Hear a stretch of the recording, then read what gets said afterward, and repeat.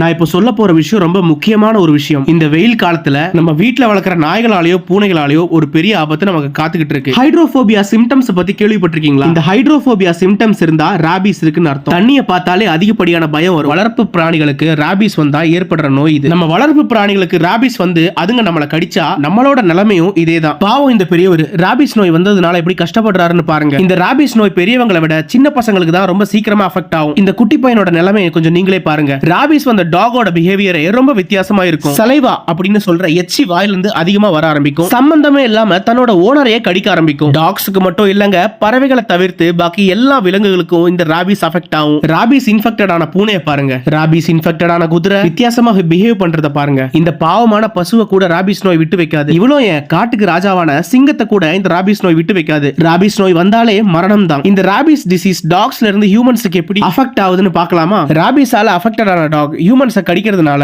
அந்த டாகோட எச்சில இருக்கிற ராபிஸ் தொற்று ஹியூமன்ஸோட உடம்புக்குள்ள போயிடுது. நர்வ் சிஸ்டம் வழியா பிரெயின்குள்ள போய் நம்மளோட பிரெயினை ஃபுல்லா கண்ட்ரோல் எடுத்துக்குது. கடிச்ச கொஞ்ச நாள்லயே நமக்கு சிம்டம்ஸ் தெரிய ஆரம்பிச்சிடும். தலைவலி, ஜுரம், பாடி பெயின் அந்த மாதிரி. இன்னும் கொஞ்ச நாட்கள் போக போக நான் சொன்ன மாதிரி ஹைட்ரோபோபியா சிம்டம்ஸும் தெரிய ஆரம்பிச்சிடும். தண்ணியை கண்டா அதிகப்படியான பயம் உண்டாகும். கடைசியா மரணம் தான். இன் கேஸ் உங்களை ஏதாவது நாய் கடிச்சாலோ டாக்டரை போய் பார்த்து வேக்சின்ஸ் போட்டுக்கோங்க. இல்ல எனக்கு வந்து இம்யூனிட்டி பவர் ஜாஸ்தி அப்படி நினைச்சுக்கிட்டு ஃப்ரீயா மட்டும் விட்டுறாதீங்க. ராபிஸ் ரொம்ப மோசமானது. ராபிஸ் நோய் தாக்கி இறந்து போனவங்களோட எண்ணிக்கை மொத்தம் 7 தமிழ்நாட்டிலும் கேரளாலையும் கேசஸ் பதிவாயிருக்கு. இன்னைக்கு கூட கேரளால கோழிக்கோட்ல ஒரு சின்ன பொண்ணு ராபிஸால இறந்து போச்சு. இந்த வீடியோவை மறக்காம எல்லாருக்கும் ஷேர் பண்ணுங்க. அப்படியே மறக்காம நம்மளோட சேனலையும் சப்ஸ்கிரைப் பண்ணிடுங்க.